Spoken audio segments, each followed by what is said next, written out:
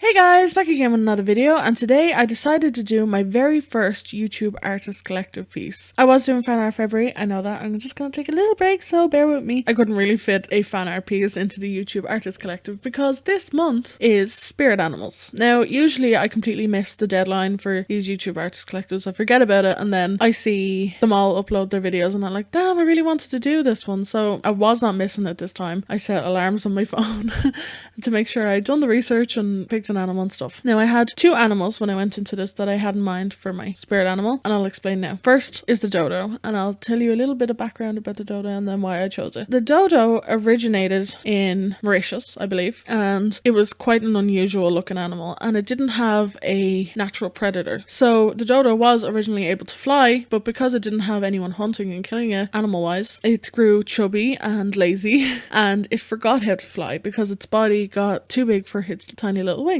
So it stopped flying and it just potted around. Apparently it was unusual looking and it was quite clumsy, quite like myself. So the people who found it, I'm not quite sure who found it, but people found it and thought it was unusual and strange, so they started hunting it and they shot them all and killed them. Or I don't know if they shot them, but they killed them. They didn't realize it was extinct for a while. Obviously they had killed out the population of the dodo, and it's not here today. I believe it went extinct around the end of the 1600s, 1700s, start of the 1700s. So yeah, and the reason I chose the dodo is because one, it's chubby and strange looking. Two, it is quite clumsy and scatterbrained. And three, things like flying that's meant to come naturally to it doesn't. Let me explain that. I'm dyslexic, so things that are meant to come naturally, like learning how to read and write, didn't. And I feel like the dodo can relate to this. The second animal I was going to pick was a deer, and that's because deers are quite shy, and I am also quite shy. Any of my friends would tell you that when they first met me, I was painfully shy, and I don't know how to explain it. I feel like I'm so shy, sometimes people think I'm being rude, and I'm really not. I just find it difficult to talk to new people. So yeah, that's the way I am, and I feel like deers are like that. But also sometimes deers run into public situations and public places and stuff, panic, and then smack into things, fall over their own feet, and are quite clumsy. So that is also like myself, making myself look bad in this video, but whatever. So yeah, that's why I chose the dodo. So when I chose my animal, I decided to do my lining off camera because I just didn't want the camera over me. And my stand that I have for my camera, it's like 3 pieces of wood with a hole cut in the top. The ends need to be filed down or whatever because it's getting more and more rocky, and even the slightest bump can send my camera flying. So I did, because I'm going to be leaning over to line and stuff, I tend to like hunch over my work when I'm lining, that I wanted to do it off camera. So, but I did put my line arts down so you guys could see my process and all my sketches before I started. So once I was semi-happy with my lining and my idea and stuff, I went in with watercolour. Now these watercolours were found by my granddad. His neighbour had just passed away. He only passed away 2 or 3 months ago, I believe, and they were cleaning out his shed, helping to clean out his shed, and they found a pack of watercolours that had been unopened and unused, and he sent them around to me. So I decided this would be a nice way to try them out and stuff like that. Overall, I've never used tube watercolours before, and I really enjoyed it. It was quite fun to use. They were quite pigmented and they worked well with the paper. So I took my time. I made sure to enjoy it all, and when I was done, I went in with my pro markers as usual, and I done the shading. I went way overboard with the shading around his feet, but what can you do? I also got a full background in with this, so I'm quite happy, and I put the danger sign in to show just how scatterbrained the dodo can be. Overall, this isn't my favourite piece I have done here on YouTube, but I am quite proud that I finished the piece, and it's my first artist's YouTube collective piece. So yeah, it only gives me something to strive to outdo in the future. So yeah, I hope you guys like this piece. Let me know what you think of it. Let me know if you have any constructive criticism for me, and I will definitely take it into consideration for the future. So thank you so much for watching.